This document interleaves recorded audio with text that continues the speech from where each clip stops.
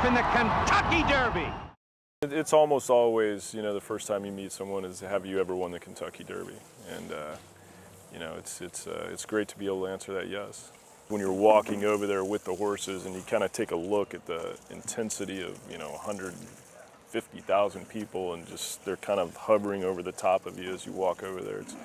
It's a pretty neat feeling. It's one of those things that you really never know how you'll react to it, if it ever happens. And I think it's one of those things that continually sinks in, especially for me growing up in the horse business. It's something that you kind of dream about your whole life, and especially when your family's there and you see the reaction of your parents and family, and it's that part of it's really special too. About the Derby, that I think the more you participate in it, you want to have every base covered, and you want to do everything just right and cross every T and dot every I and just prepare to the second.